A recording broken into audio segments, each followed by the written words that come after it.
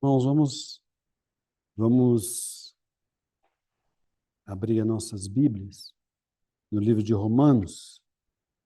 O livro de Romanos tem sido uma meditação para alguns irmãos. Eu sei que a Aparecida, a Ruth, Wilson, vários irmãos estão acompanhando o nosso irmão Billy numa meditação que ele está fazendo todas as manhãs, às 7 horas da manhã. Ele tem um site e ele tem compartilhado toda a Bíblia. E ele tem compartilhado agora o livro de Romanos. Não é um estudo assim profundo, mas é uma meditação, é uma leitura junto com ele, e tem sido de muito proveito mesmo.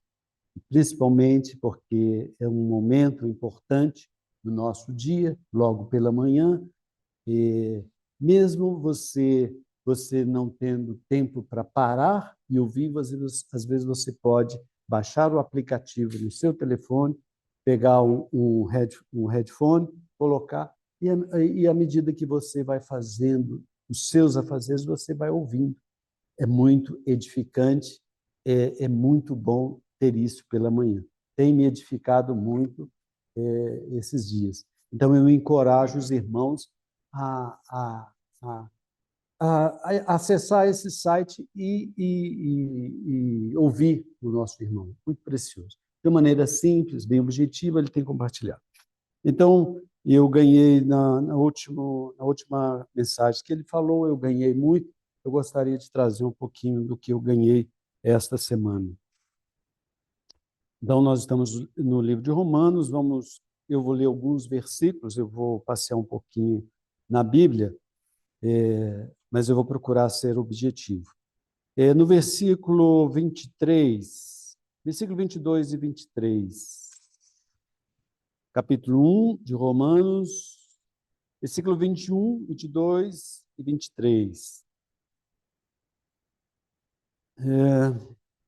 Romanos, capítulo 1, versículo 21, 22 e 23. Porquanto, tendo conhecimento de Deus, não o glorificaram como Deus, nem lhe deram graças, antes se tornaram nulos em seus próprios raciocínios, obscurecendo-lhes o coração insensato. Inculcando-se por sábios, tornaram-se loucos, e mudaram a glória do Deus incorruptível em semelhança de imagem de homem corruptível, bem como de aves, quadrúpedes e répteis. Interessante. Até recentemente, o nosso conceito de matéria, de universo, era que a matéria, o universo, eram eternos, eram infinitos. Isso é com base na cultura grega que chegou na romana e chegou até recentemente nos dias atuais. Mais recentemente, eles desenvolveram aí, inclusive foi até um padre que desenvolveu uma teoria chamada Big Bang. Aí eles mudaram um pouquinho o conceito. Aí eles falaram, não, o universo não é eterno, o universo teve um início, está se expandindo. Mas isso foi uma coisa recente. Então, para o conceito normal do grego, do romano, e do ateu, do cético, o universo é eterno. Ele é eterno, ele é infinito. E todos os deuses criados a partir dessa base, eram deuses que, de acordo com Paulo, eram deuses em figura de quadrúpedes, aves e homens. E é exatamente isso que a gente vê. Os deuses egípcios, eles tinham cara de homem, mas tinham o corpo de animal. Os deuses gregos, eles eram deuses na forma de homens. Os sumérios, da mesma maneira, eram coisas semelhantes. E existe um certo consenso que o Deus, a humanidade, cria os seus próprios deuses. Cria os seus próprios deuses. Isso a gente vê, né, nessas culturas. E está aqui de acordo com o que Paulo falou. Exatamente o que Paulo falou. Era o que se praticava. E nós, cristãos, e nós? Nós criamos o nosso Deus? Nós inventamos o nosso Deus? Uma vez o meu irmão chegou, eu pregando o evangelho para ele, e ele falou isso comigo. Os deuses são criados pela nossa própria cultura. Nós criamos os nossos próprios deuses. Mas será que é assim? Vamos ver lá em Gênesis, capítulo 1, versículo 1.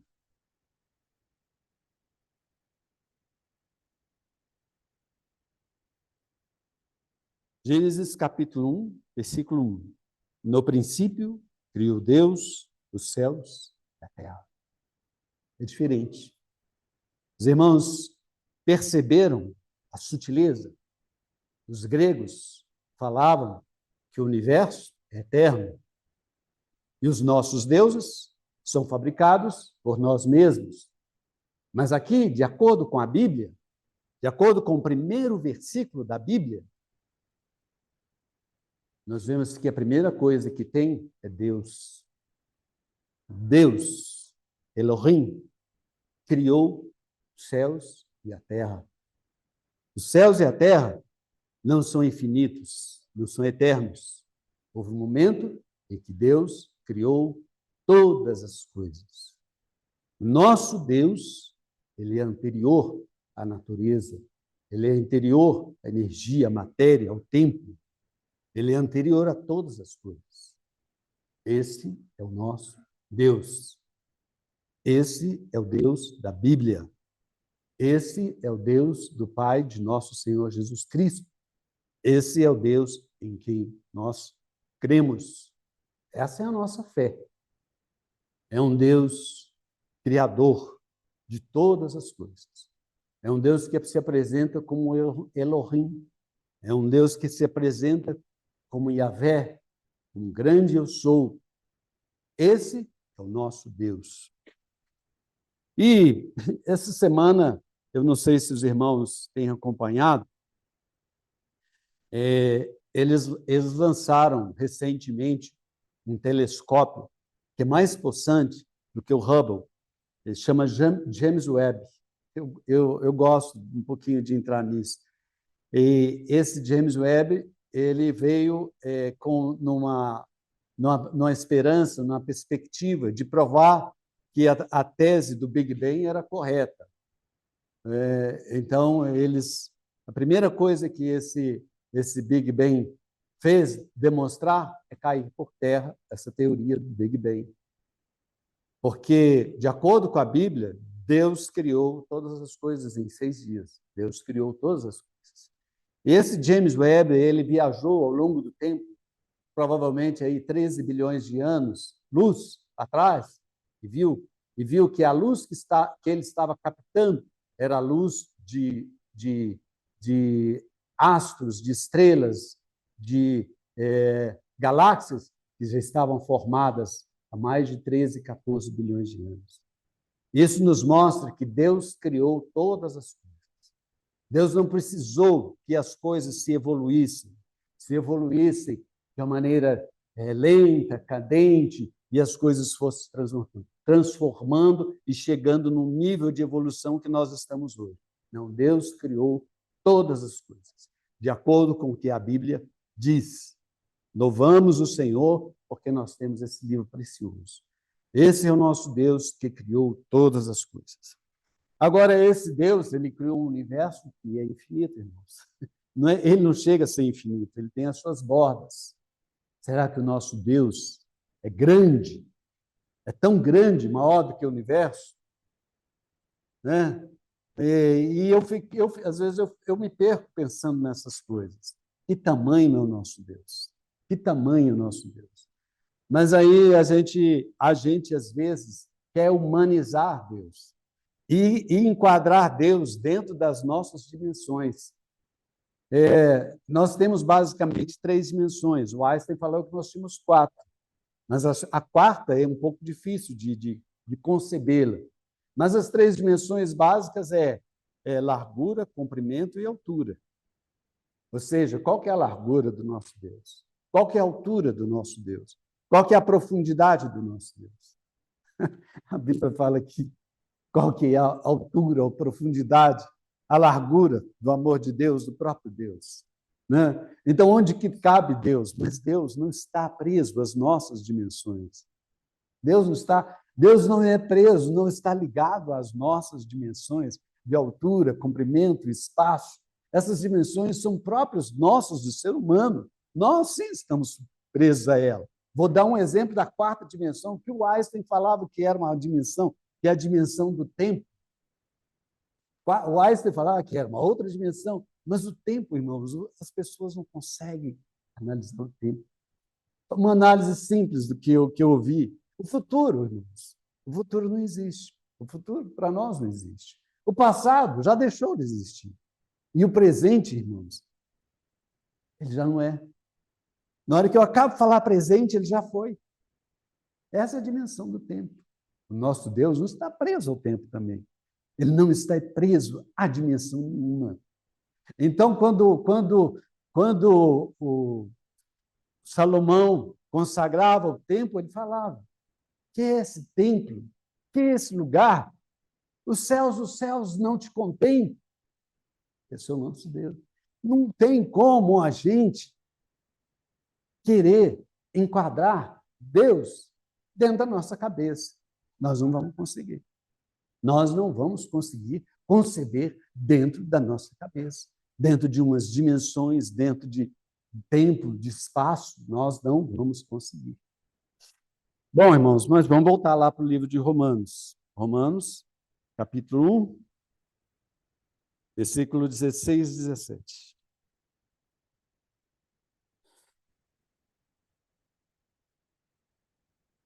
Romanos, capítulo 1, versículo 16 e 17. Vamos começar a ler um pouquinho antes. Vamos partir do versículo 13.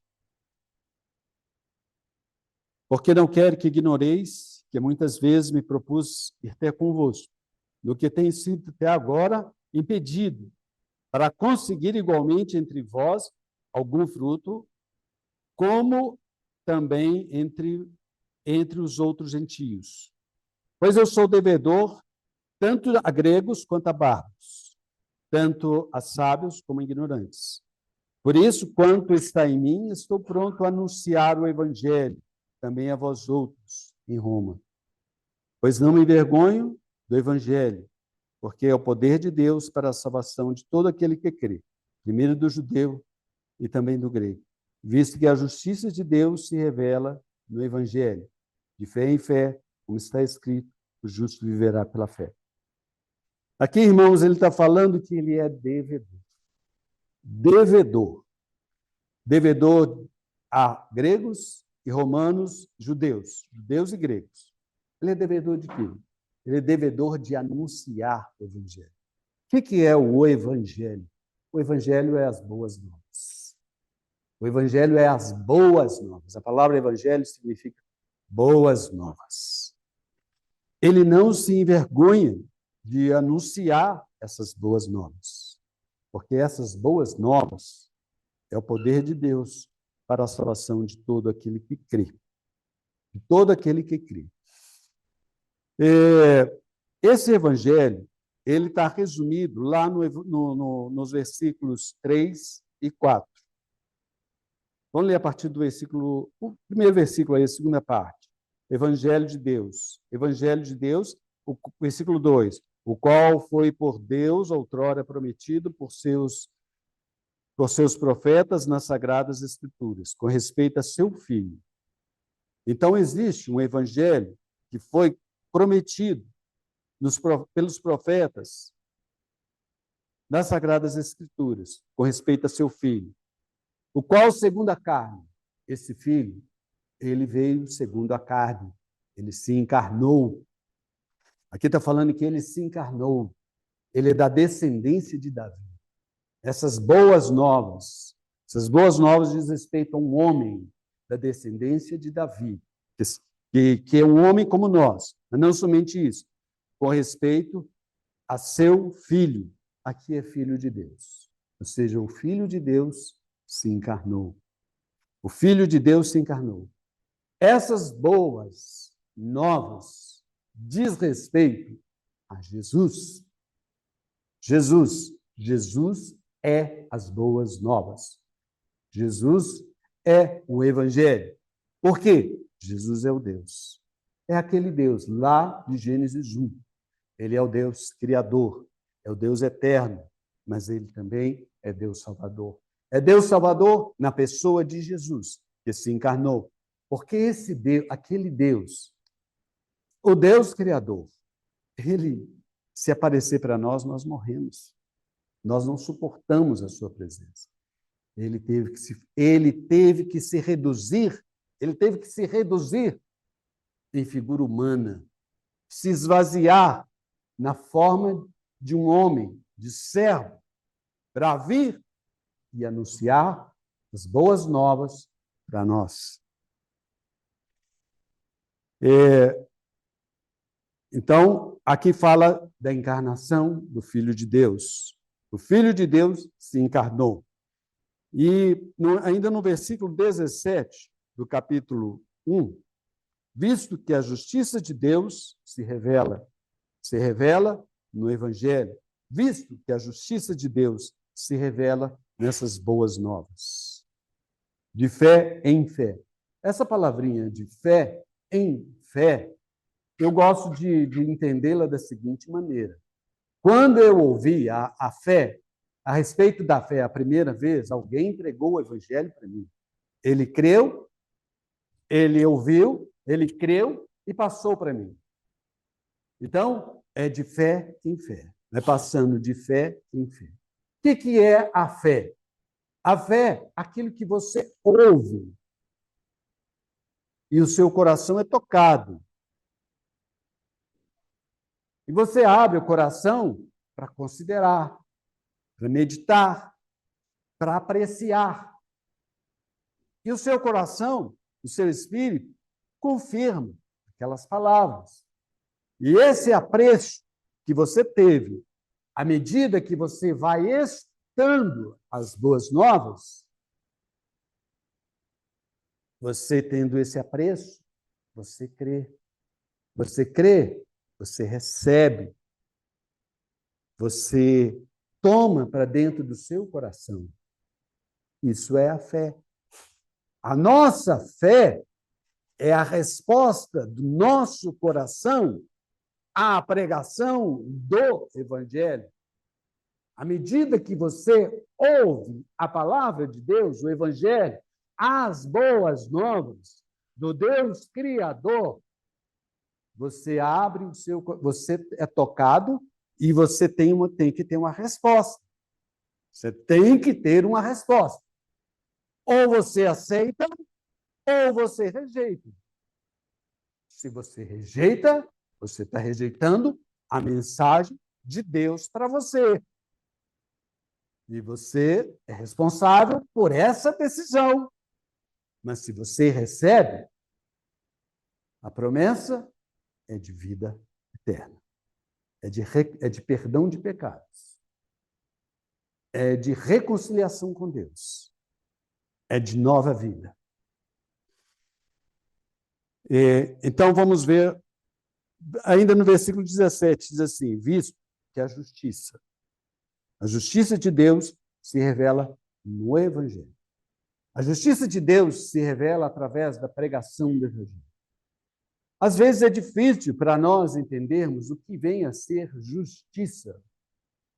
Justiça diz respeito, basicamente, à aceitação de Deus. Você é aceito, você é acolhido, você é perdoado. É claro que isso envolve um preço. Nós vamos ler, eu vou terminar, nós vamos ler esse preço que foi pago. Mas a justiça é a aceitação de Deus. Deus te aceita. Deus te fala, você não me deve nada. Você não tem nenhuma inconsistência, não tem nenhum obstáculo. Não existe nada entre eu e você. Eu te aceito, eu te recebo. Por um lado, nós abrimos o nosso coração para Deus. Mas o mais importante é que Deus nos recebe. Então, a justiça de Deus é esse relacionamento de aceitação mútua. Eu aceito pelo meu crer e Deus me recebe pela justiça que ele estabeleceu. Vamos ler, então, que justiça é essa? Romanos, capítulo 3, a partir do versículo 21. Já estou terminando, irmãos. Mas agora, sem lei, se manifestou a justiça de Deus. Lembra, justiça é aceitação. Deus te aceita. Você recebe o Senhor e o Senhor te aceita. Mas agora, sem lei, se manifestou a justiça de Deus, testemunhada pela lei e pelos profetas. Justiça de Deus mediante a fé em Jesus Cristo. Justiça de Deus mediante a fé. A fé. Fé é o crer. Fé é o crer. Você ouve a palavra do Evangelho e você é tocado e você tem um apreço por essa palavra e essa palavra é implantada no seu coração.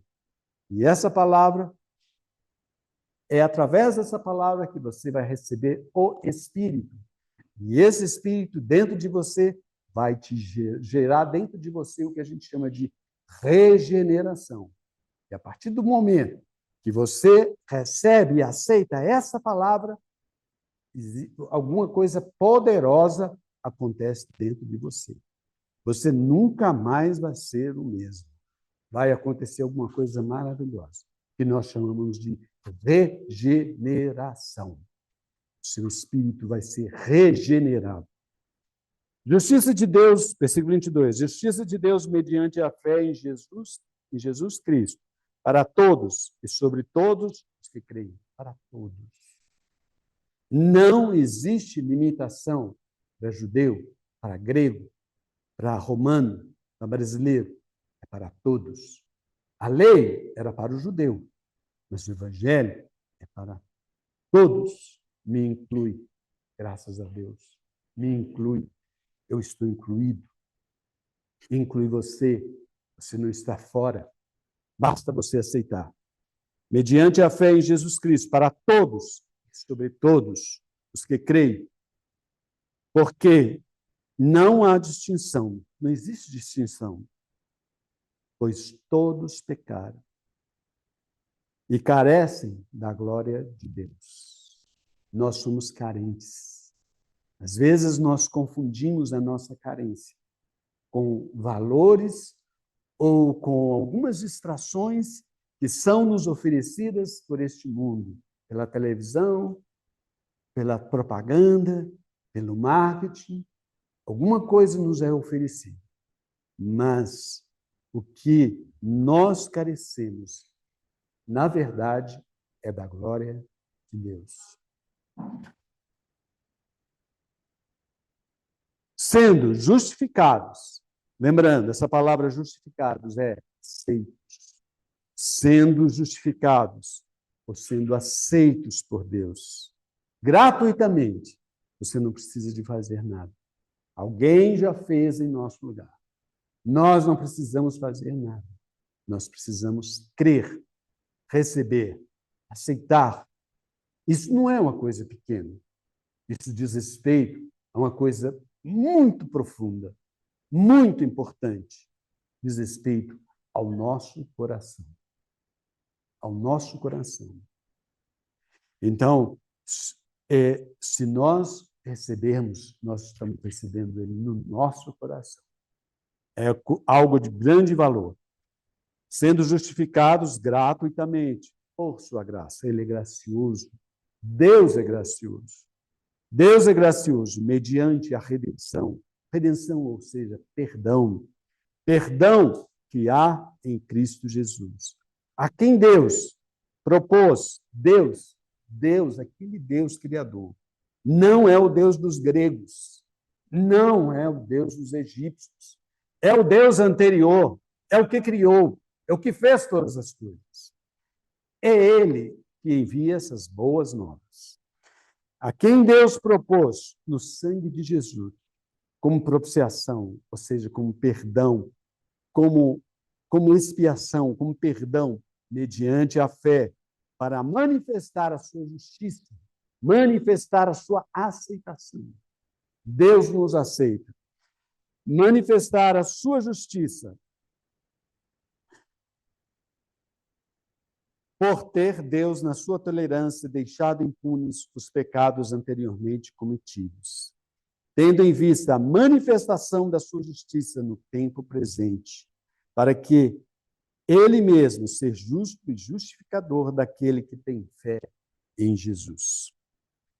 Então, irmãos, nessa manhã, eu gostaria de encorajar os irmãos a apreciar esse momento desses elementos. Aqui, como nós lemos lá em Romanos, capítulo 1, versículo 3 e 4, ele se encarnou. Quem é que se encarnou? O Filho de Deus.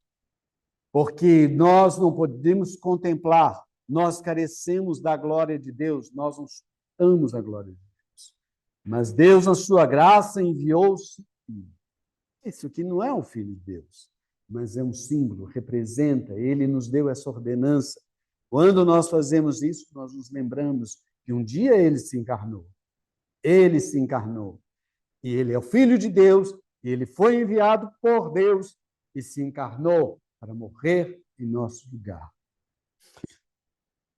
Eu gostaria de terminar a minha meditação lendo um versículo no Velho Testamento, no livro de Isaías. Capítulo 41. Versículo 10. Nós estamos encorajando a você que ainda não tem o Senhor.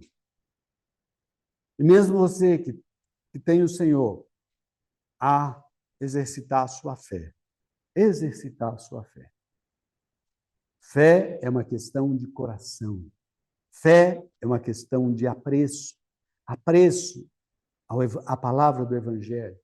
Apreço a uma pessoa viva, que é o Senhor Jesus Cristo. Então, aqui no versículo 10 diz assim, encorajando-nos a esta fé. Isso é Deus falando. Vamos ler. 41, versículo 10. Não temas, porque eu sou contigo. Não te assombres, porque eu sou o teu Deus. Eu te fortaleço e te ajudo e te sustento com a minha destra fiel. O justo viverá por fé. Essa é a nossa fé. Deus está conosco. E diz, nos momentos difíceis, não temas, eu sou contigo. Não te assombres, eu sou o teu Deus. Não se esmoreça diante da sua fraqueza. Nós somos fracos e frágeis, mortais. Mas eu te ajudo, eu te sustento com a destra. Esse é o nosso Deus. E faz um convite hoje para nós crermos nele. Diante dessa mesa, nós recebemos esse convite. Então, irmãos, vamos participar desse momento com gratidão. Esse é o nosso Deus. Os nossos visitantes que ainda não tiveram o encontro com esse Deus maravilhoso, nós pedimos que aguarde. E não toque nesses elementos, não tome esses elementos, mas não deixe passar esse momento, que a palavra chegou ao seu coração. Considere e tome uma decisão. E o Senhor te abençoe. Vamos orar. Senhor, nós te louvamos, nós te rendemos graças nesta manhã pela tua palavra, Senhor. O Senhor é bom. Como o Senhor é bom. O Senhor é aquele que está conosco, que nos ajuda, que nos fortalece, que nos sustenta, que nos fala palavras encorajadoras para não temer, não nos assombrar, porque tua destra está conosco, Senhor. Nós te louvamos porque o Senhor nos justificou, o Senhor nos aceitou. Senhor, e queremos viver por fé. Nos concede essa graça. Senhor, nós te rendemos graças por estes elementos. Senhor, lembramos que o Senhor esteve aqui há 2000 anos, mas o Senhor não nos deixou órfãos. O Senhor nos deu o seu Espírito. O Senhor gerou a sua igreja. Hoje nós temos o teu Espírito, nós temos a igreja, nós temos a tua palavra. Nós te louvamos e nós te rendemos graças por tudo que o Senhor é, por tudo que o Senhor fez. E estão representados aqui nesses elementos. Nós te louvamos e te rendemos graças no teu nome, Jesus.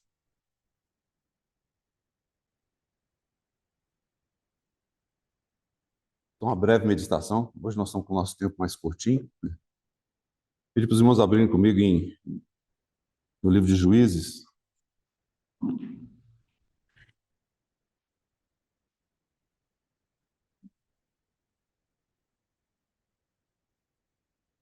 Juízes no capítulo 6.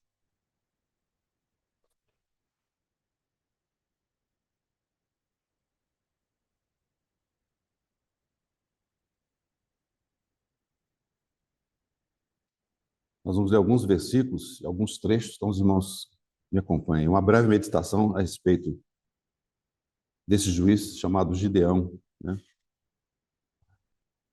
Capítulo 6, versículo 11. Então veio o anjo do Senhor e assentou-se debaixo do carvalho que está em Ofra, que pertencia a Joás, a Biezrita. E Gideão, seu filho, estava malhando trigo no lagar para o pôr a salvo dos medianitas. Então o anjo do Senhor lhe apareceu e lhe disse: O Senhor é contigo, homem valente. O Senhor é contigo, homem valente. Respondeu-lhe Gideão: Ai, Senhor meu, se o Senhor é conosco, por que nos sobreveio tudo isto? E que é feito de todas as maravilhas que nossos pais nos contaram, dizendo: Não nos fez o Senhor subir do Egito? Porém agora o Senhor nos desamparou e nos entregou nas mãos dos midianitas. Então se virou o Senhor para ele e disse: Vai nessa tua força e livra Israel das mãos dos midianitas. Porventura, não te enviei eu? Vamos ter mais uma palavra de oração? Senhor, nós somos gratos ao Senhor pelo privilégio de termos estado juntamente com os nossos irmãos e irmãs ao redor da tua mesa, Senhor, lembrando, Senhor, quão grande é o nosso privilégio, Senhor, de que o Senhor tenha preparado para nós uma mesa no deserto, Senhor, da qual nós podemos participar, contemplando a tua vitória sobre os inimigos, sobre os teus inimigos, Senhor. E hoje podemos estar aqui juntos, celebrando o Senhor. Pedimos que realmente o Senhor possa soprar sobre a tua palavra, Senhor, e nos encorajar, Senhor, para que possamos prosseguir, segundo a tua vontade. Senhor, atrai-nos após o Senhor. Nesta manhã nós nos entregamos a ti mais uma vez, e que realmente o Senhor possa ser aquele que multiplique os 5 pães e os 2 peixinhos. No nome do Senhor Jesus. Amém. O livro de Juízes é um livro muito peculiar, né, na palavra de Deus.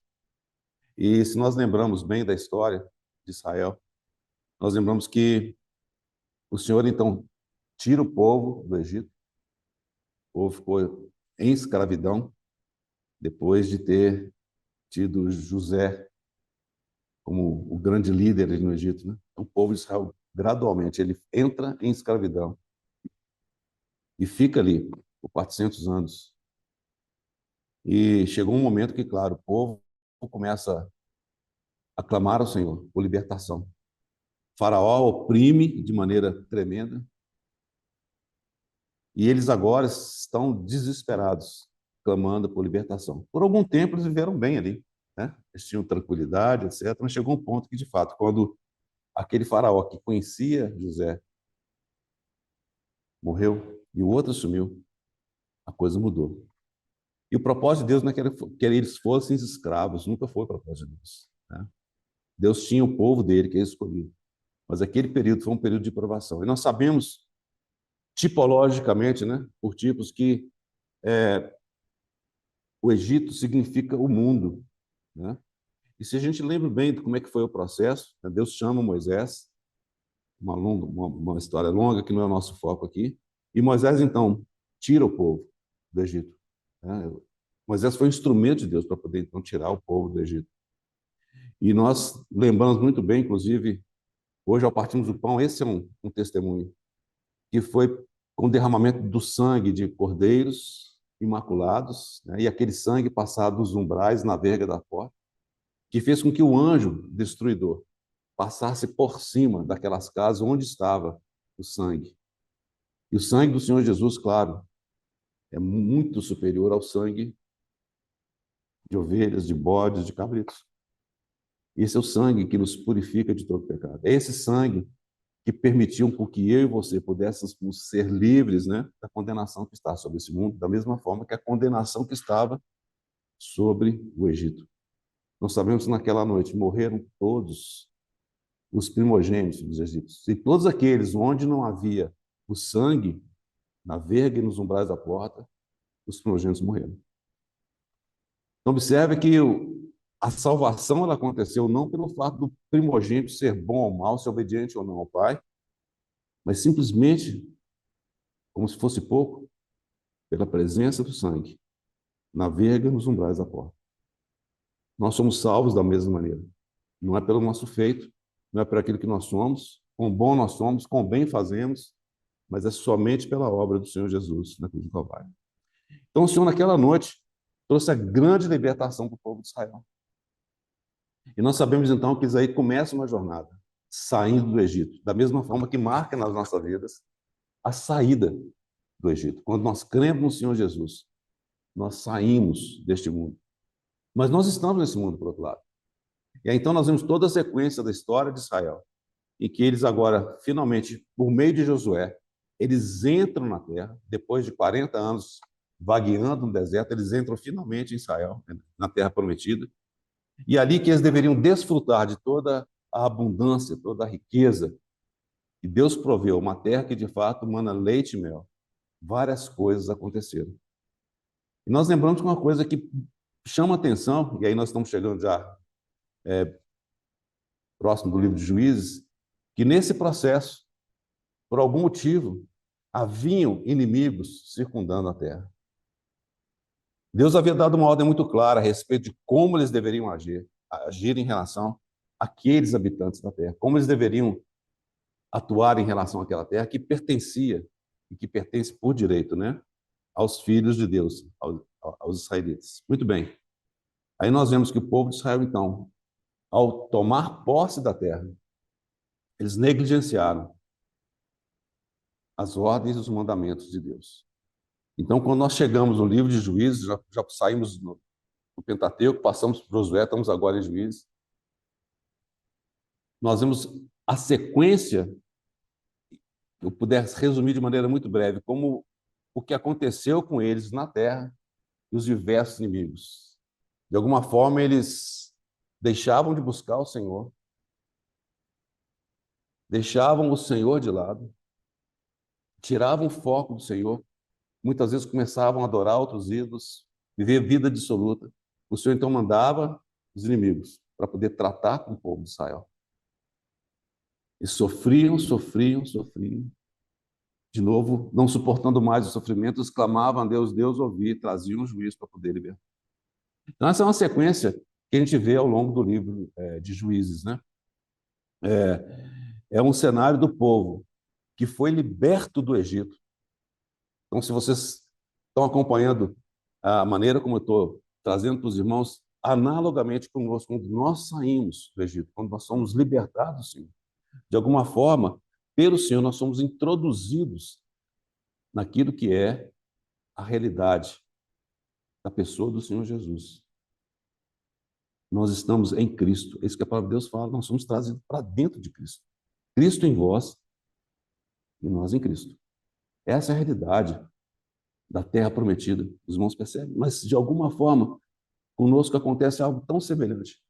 Tendo recebido a Cristo, quão frequentemente, qual tem sido a nossa postura, se não tão muito diferente dessa que aconteceu com o povo de Israel, depois de eles terem possuído a terra.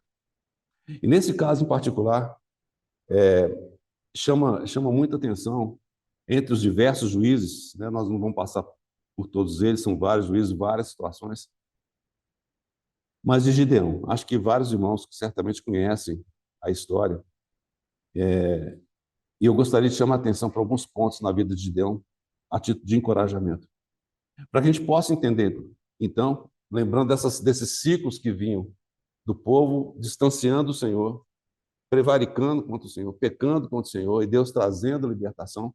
Nós vamos ler a partir do versículo 1 do capítulo 6. Observa bem o que diz aqui.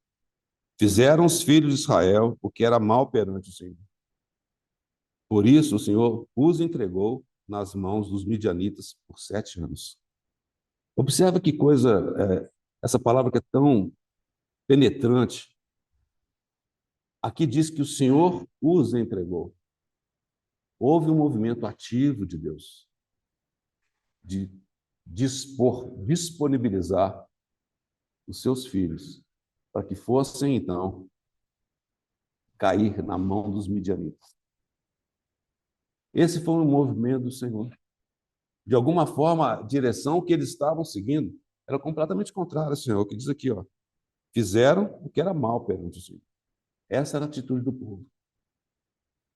E o Senhor não teve outra forma de poder lidar com aquele povo, senão entregá-los nas mãos dos midianitas. E quem eram os midianitas? Os midianitas eram basicamente nômades, e eles viviam basicamente, fundamentalmente, de poder roubar, furtar, né? Destruir os povos que eles conseguiam alcançar. Então a gente vê que a figura dos midianitas é muito semelhante à figura do nosso inimigo, né? Que ele veio para roubar, matar e destruir. E de alguma forma Deus libera para que isso ocorresse com o povo, porque eles prevaricaram contra o Senhor.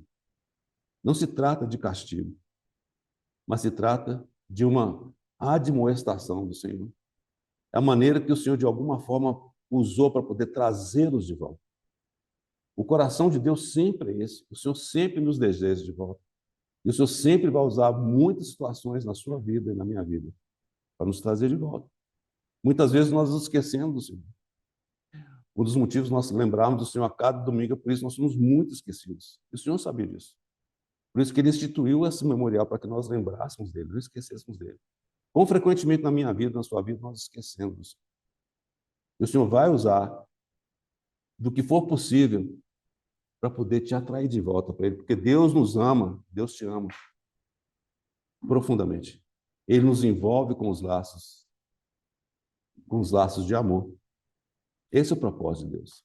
Então, muitas vezes, quando coisas ocorrem nas nossas vidas, nós nos entendemos, Senhor, por que eu? Né? Por que eu? Por que eu? Por que está acontecendo comigo? Deus é sempre bom, o propósito dele não é punir, não, mas é o que fala em Hebreus. Deus sempre, ele vai cuidar de você e de mim como filho, que ama. Ele vai nos corrigir. Eu sei que isso é muito duro da gente ouvir muitas vezes, mas nós temos que entender que a maneira como Deus te trata, se Ele permite isso acontecer, é porque Ele te ama, porque Ele nos ama. E Ele ama, até hoje, não deixou de amar não. Ele amou e ama o povo de Israel. E aí Ele prepara os midianitas para serem exatamente aquele espinho que vai cutucar Israel e vai trazer de volta. Versículo 2. Prevalecendo o domínio dos midianitas sobre Israel, fizeram estes para si, por causa dos midianitas, as covas que estão nos montes e as cavernas e as fortificações. Eles começaram, então, a criar ali na terra buracos, né, cavernas, mesmo para poder se esconder. Não só se esconder, mas também se esconder o fruto da terra. Porque esse era o processo. Eles vinham, invadiam, roubavam, destruíam tudo, e ficava o povo de Israel sem ter o que comer, sem alimento. Os irmãos estão conseguindo perceber a analogia com os dias em que nós vivemos hoje? Não é tão diferente assim, na verdade. A maneira como o inimigo de Deus tem assodado, nos açoitado o povo de Deus de maneira geral é muito grande. E muitos têm sucumbido. Muitos têm desistido. Muitos têm se escondido não só do inimigo, mas do próprio Senhor, não é? Porque o versículo 3 diz, porque cada vez que Israel semeava, os midianitas e os amalequitas, como também os povos do Oriente, subiam contra ele. Então, cada vez que Israel semeava, preparando para uma colheita, preparando para poder ter o alimento, o inimigo vinha exatamente para poder trazer essa destruição. E aqui nós vemos velhos conhecidos do povo de Israel. Aqui está Amaleque.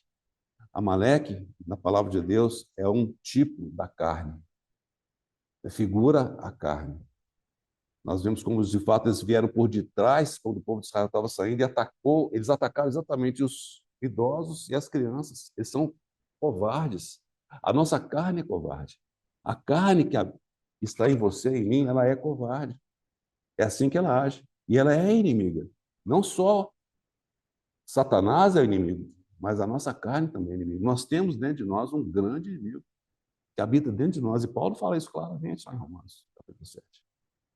Ele vê que dentro dele habita um mal que ele não consegue resolver. A figura que ele usa é exatamente aquele: quem me livrará do corpo dessa morte? Né? Os irmãos sabem qual que é a figura que eles se referiam, né? Era o castigo que tinha. À época, né, eles amarravam o cadáver com o assassino. O cadáver daquele quem o assassino matou era amarrado. Nariz com nariz, boca com boca, olho com olho, frente a frente, amarrado. E esse assassino andava carregando esse corpo por onde ele ia. Esse era um castigo que os romanos faziam. Então, quando Paulo faz essa referência ali em Romanos capítulo 7, ele está falando: quem vai me livrar do corpo dessa morte? Eu sei que em mim não habita bem nenhum. Eu sei que em mim tem essa pessoa, né? O meu eu. Eu não consigo me livrar dele. Quem vai me livrar? A gente sabe que a vitória que o Senhor deu é manifestada logo no seguinte: mas graças a Deus, porque em Cristo, né, nós somos libertados. Mas hoje a realidade é que esse velho homem está em você, está em mim. E esse é um dos inimigos, que aqui é exatamente representado por esses amalequitas. De maneira externa, o mundo, a gente está vendo os midianitas, e de uma forma interna, a gente vê os amalequitas na sua vida e na minha vida. O mundo que nos rodeia, a parte externa, sem dúvida, é o inimigo de Deus. Mas a carne em você e em mim também é um outro inimigo. E contra eles, versículo 4, se acampavam, destruindo os produtos da terra até a vizinhança de Gaza. É exatamente Gaza que você está ouvindo hoje no noticiário, é o mesmo lugar, tá? Filistia ali. E não deixavam Israel sustento algum, nem ovelhas, nem bois, nem jumentos. Não deixavam Israel sustento algum. Essa é a obra do inimigo. Não deixar qualquer forma de sustento. Qual que é o nosso sustento? O homem viverá pela palavra. Nem só de pão o homem viverá, mas de toda palavra. Os irmãos estão percebendo como é que é a obra do inimigo?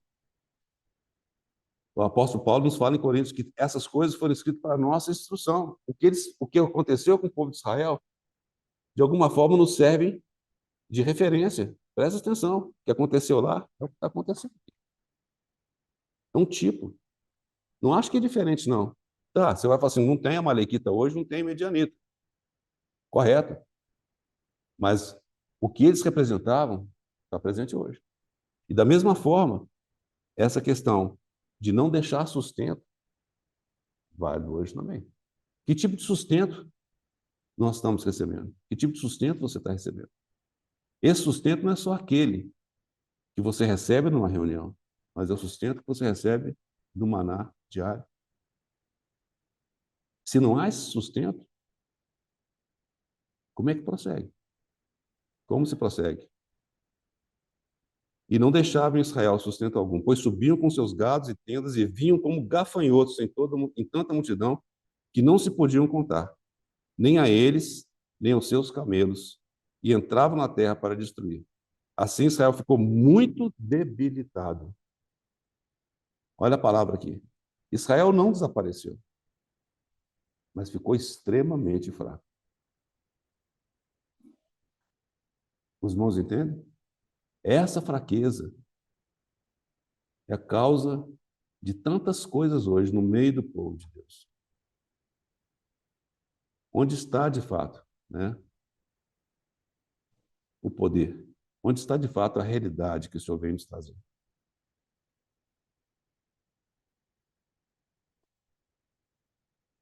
Assim, Israel ficou muito debilitado com a presença dos midianitas. Então, os filhos de Israel clamavam ao Senhor. É a história que se repetia. Midianitas, povos do Oriente, amalequitas, pressão por 7 anos. Por 7 anos. A gente sabe que 7 tem um significado muito específico na palavra de Deus.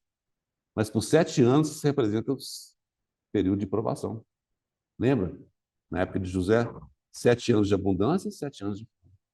Mais para frente, está em Apocalipse, são 7 anos, que é a última semana, onde haverá tribulação e a grande tribulação. Então, 7 anos significa um período de tribulação, de prova, né?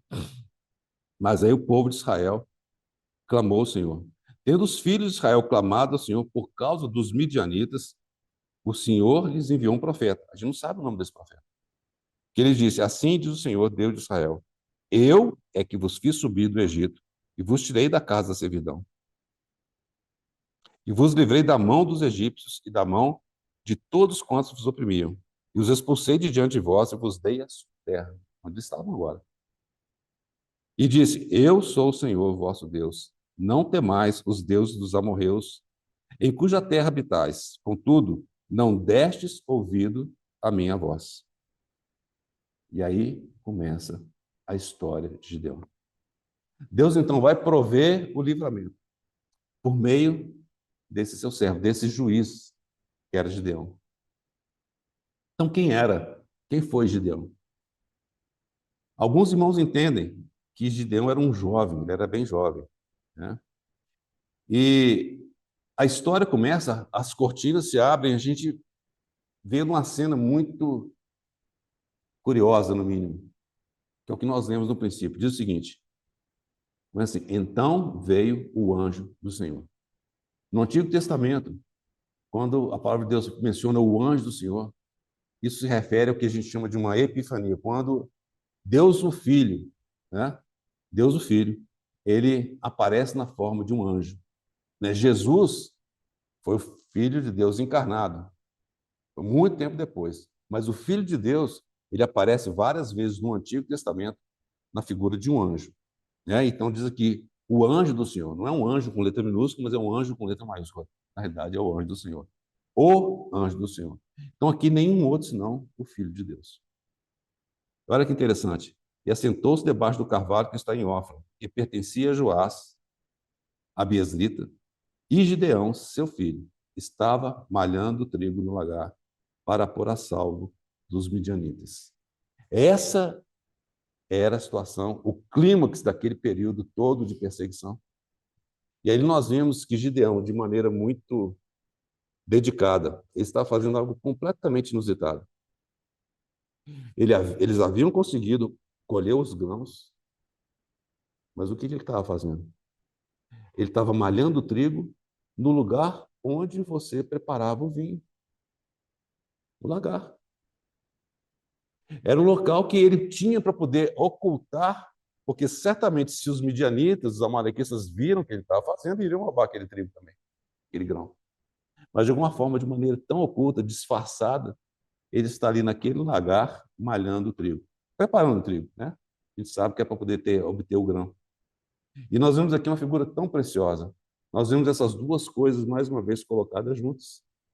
Nós vimos o vinho do lagar e nós vemos o trigo do pão. Olha que figura tão maravilhosa aquilo que nós acabamos de participar, não é verdade?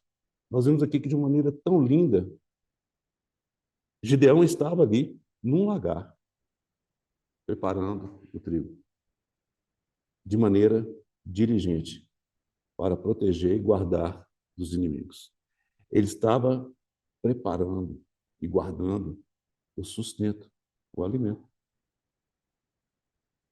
Então o anjo do Senhor, versículo 12, lhe apareceu e lhe disse: o Senhor é contigo, homem valente. Observa que a palavra do anjo do Senhor não foi assim: olha, se você fizer isso, fizer aquilo, se você for fiel nesse ponto ou naquele ponto, aí eu serei contigo. O anjo do Senhor está determinando para Gideão, falando o quê? que o Senhor é contigo, homem valente. Essa palavra do anjo do Senhor é uma palavra que ela está estabelecida, ela permanece. Cuida fora. Ela permanece. Então ele afirma a respeito de Gideão, primeiro, que ele era um homem valente. Ele ousou preparar o sustento no momento em que os midianitas estavam, de fato, correndo atrás, né? Atacando. E diz, o Senhor é contigo. Por um lado, sem dúvida, ele era um homem valente, era alguém diligente na presença do Senhor. Mas nada valeria se o Senhor não fosse com ele. E aí o anjo do Senhor afirma para Gideão, traz a Gideão essa convicção de que o Senhor era com ele. E aí, prosseguindo, Gideão, versículo 13, respondeu Gideão, ai, Senhor meu, se o Senhor é conosco, por que nos sobreveio tudo isto? E que é feito de todas as suas maravilhas que nossos pais nos contaram, dizendo, não nos fez o Senhor subir do Egito, porém agora o Senhor nos desamparou e nos entregou nas mãos dos midianitas. Observa bem como é que Gideão responde ao anjo do Senhor. Onde que ele colocou a responsabilidade do que estava acontecendo? Ele falou o quê? O Senhor nos desamparou e nos entregou nas mãos dos midianitas. Sem dúvida nenhuma, o Senhor nos entregou nas mãos dos midianitas, mas o Senhor nunca os desamparou. Aquele momento que eles viveram, aqueles 7 anos, foram momentos de provação, para que o Senhor pudesse conseguir deles uma restauração. Esse que foi o propósito de Deus ali. Então o Senhor, versículo 14, se virou o Senhor para ele e disse, vai nessa tua força e livra Israel da mão dos midianitas. Porventura, não te enviei eu? O Senhor deu a palavra de comando para Gideão. E agora o Senhor, com toda a convicção, está querendo fazer. Gideão, presta atenção. O Senhor é com você. Não é pela sua força, mas o Senhor é com você. E ele lhe disse, ai, Senhor meu, como que livrarei Israel? Eis que a minha família é a mais pobre em Manassés, e eu, o menor da casa de meu pai. Tornou-lhe o Senhor, já que eu estou contigo. Já que eu estou contigo. Uma vez que, sabendo que eu estou contigo, esse é o fundamento. O fundamento é se o Senhor está contigo. Ferirás os midianitas como se fossem um só homem. E ele respondeu, se agora achei mercê diante dos teus olhos, dá-me um sinal de que és tu, Senhor, que me falas. E aí nós vemos toda a história de como, de fato, Gideão, ele prova o Senhor, ele testa o Senhor de diversas maneiras para poder ter a convicção que, de fato, era para que ele assumisse aquela posição de trazer o livramento para Israel naquele momento. Então, um lado importante da gente entender, existem algumas peculiaridades muito relevantes a respeito de Gideão. Segundo consta, né, no Antigo Testamento há cerca de 80 referências a respeito do anjo do Senhor. 80 referências. 80 vezes que o anjo do Senhor aparece. Que é a segunda pessoa da Trindade, que é o Filho de Deus. E dessas aparições, 20 se encontram no livro de Juízes. Das 80, 20 se encontram no livro de Juízes.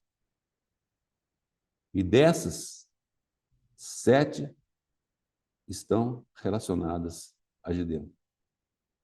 Das 20 vezes que o anjo do Senhor é mencionado em Juízes, 7 vezes é mencionada a Gideão. Claro que a referência a Manoá, que nós sabemos, né, e sua esposa, outras 3 são mencionadas no prelúdio, lá em Juízes, capítulo 2, versículo 1 e 4, e uma no Cântico de Débora, são as referências que acontecem no livro de Juízes. E o fato do anjo do Senhor ter aparecido direta e visivelmente a Gideão, esse é um marco muito relevante, porque isso fez com que ele fosse, de fato, comissionado pelo Senhor a livrar o povo do Egito. o povo, livrar o povo de Israel da mão dos midianitas. Essa figura de Gideão é mais um daqueles tipos que mostram daquele que veio, de fato, trazer a libertação para o povo de Israel, numa escala menor, mas sem dúvida é uma figura muito importante. Gideão, presta atenção nisso, Gideão é dentre os únicos 4 sobre quem veio o Espírito do Senhor, mencionado no Antigo Testamento. Desculpa, dos juízes, né? 4 somente. Então, Gideão, Otniel, Jefté e Sansão. Apenas desses 4 é mencionado sobre quem veio o Espírito do Senhor. Nós sabemos que no Antigo Testamento o Espírito de Deus não era um espírito de habitação. O Espírito de Deus vinha somente sobre as pessoas.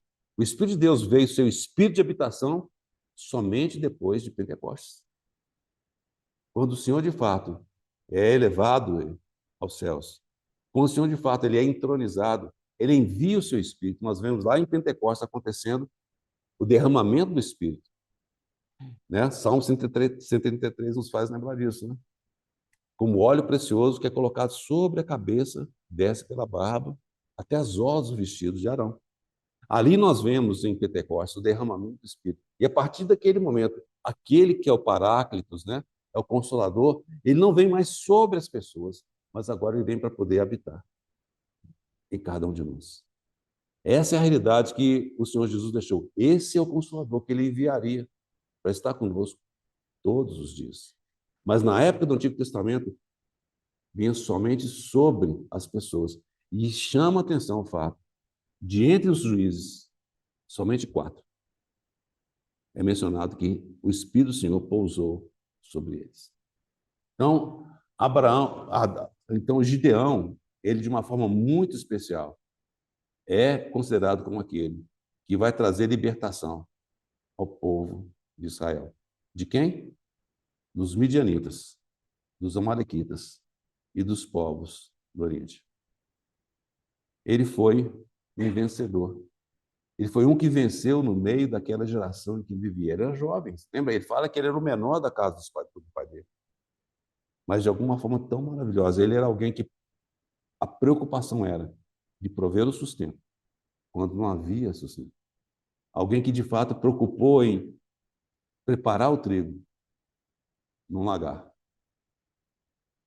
Oculto, sim, sem dúvida nenhuma, mas diligentemente, preparando o sustento para os seus irmãos e irmãs. Esse é o cuidado, esse é o nosso chamamento também. Hoje nós vivemos em dias não muito diferentes, não é verdade? Nós estamos no mundo. O Senhor não nos tirou do mundo. E a influência do mundo cada vez mais pertinaz, cada vez mais insistente na vida de todos nós, de todos aqueles que creem no Senhor. E a situação, podem ter certeza, vai apertar cada vez mais. Os midianitas de hoje, os amalequitas de hoje, estão por aí. Não nos iludamos. Vestidos de maneira diferente. Hoje nosso irmão falava da questão dos ídolos, né, dos deuses, etc. A gente imagina que são somente imagens, né, estátuas, etc., né, de animais, etc. Mas hoje, embora não tenhamos, talvez, né, em muitos casos, esse tipo de ídolo, temos alguns, né, tem um iPhone, né, o iPhone, você tem o ídolo, né, então, quais são os nossos ídolos hoje? Quais são os ídolos hoje? Não precisa ir muito longe, não. Existem muitas situações hoje que tomam a posição do Senhor. Qualquer coisa, não precisa ser qualquer coisa que toma o lugar do Senhor na sua vida e na minha vida. Esse é o ídolo. Como o Senhor, de fato, precisa nos conquistar para que, de fato, esses ídolos possam cair por terra. Tem um cântico que começou a terminar, eu não vou cantar não, para ficar tranquilo. Deixa eu ver se está aqui. É o 79, vocês não estão com, mas ele diz o seguinte: conheceste, o viste e ouviste, cativou ele o teu coração. Está falando do Senhor, né? O maior entre 10.000 achaste, escolhe com satisfação. A estrofe fala o seguinte, desculpa, a estrofe não, a estrofe fala o seguinte: és o maior entre 10.000 senhores. Essa é a pergunta. O senhor é o maior entre 10.000 para você? Qual que é a posição que o senhor ocupa no seu ranking? Pensa no seu dia a dia. Qual a posição que o senhor está no seu dia a dia? Cativa inteiro esse meu coração. Essa é a oração. Essa deve ser a sua oração e a minha oração. O Senhor cativar o nosso coração. Por quê? A terceira linha diz o seguinte: te coroamos, Senhor, Rei nosso. E a última linha fala: caiam por terra os ídolos vãos. Quaisquer que sejam esses ídolos. Quaisquer que sejam. Que essa seja a sua oração e a minha oração. Irmãos, nos dias em que nós vivemos, os medianitas estão aí. Os amalequitas estão aí. Os povos do Oriente estão aí. Todos eles tentando, de toda forma, subtrair, remover qualquer forma de sustento da sua vida espiritual e para a minha vida espiritual. Quantas coisas têm roubado de você e de mim o sustento? A palavra, o pão, quantas coisas são? Que o Senhor possa encontrar em você e em mim Gideões. Nós não falamos da história toda, mas aqueles que de alguma forma o coração, o encargo, era pelo Senhor, sabendo de tudo aquilo que circundava. O desejo dele ainda foi de preparar o sustento, não só para si, mas também para os seus irmãos. Essa não é uma jornada individual. Nós precisamos uns dos outros. Nós carecemos uns dos outros. O apóstolo Paulo, ele reforça isso tantas vezes, da mutualidade, a necessidade que nós temos uns dos outros. Não se vive a vida cristã de maneira individual. Ela não foi feita para ser vivida de maneira individual. A vida cristã é uma vida corporativa. Nós pertencemos a um corpo. Nós pertencemos a um corpo. Que o Senhor possa ganhar em você e em mim essa realidade. Sabemos que é uma luta tremenda. O mundo vai disputar a sua atenção. Vai disputar tudo em você. Vai fazer de tudo para você perder o seu foco do Senhor. Vai fazer tudo que você imaginar. De maneira sutil. Você fala assim, puxa, mas eu não adoro o ídolo. Ok. Mas qual que é a posição do Senhor na sua vida e na minha vida? Não é? Que o Senhor realmente possa nos encorajar. Né? Nos dias que vivemos são difíceis, mas possa nos encorajar, nos conquistar o coração, nos cativar, para que não somente nós corramos após o Senhor, mas possamos nos encorajar a todos corrermos após o Senhor. Vamos orar? Senhor, te agradecemos, Senhor, pelo encorajamento que nós podemos receber da Tua palavra, Senhor. Sabendo que o Senhor nos ama, apesar de tantas situações, nós queremos tantas vezes culpar o Senhor, mas sabemos, Senhor, que é por nós mesmos. E nós vemos que, apesar de tudo isso, o Senhor nos ama e o Senhor deseja nos restaurar e atrair para ti mesmo. Senhor, que nas situações em que nós vivemos a cada dia, Senhor, que o Senhor realmente possa, cada momento, pelo Teu Santo Espírito, mover nos nossos corações e lembrar-nos do Senhor. Atrai-nos, Senhor. Senhor, que o Senhor possa nos guardar nos dias maus em que vivemos. Senhor, que o Teu povo possa ser guardado, Senhor, e que possamos ser encontrados pela Tua misericórdia de pé, Senhor, na vinda do Filho do Homem, na presença do Senhor. Senhor, encomendamos esses momentos que teremos agora, Senhor, juntos com nossos irmãos, participando desse alimento que nós recebemos das Tuas mãos. Senhor, que sejam momentos de comunhão, de encorajamento mútuo. E que o Senhor seja, Senhor, exaltado, louvado, que o Senhor seja o foco da nossa comunhão. É o que nós pedimos, agradecidos, no nome do Senhor Jesus. Amém.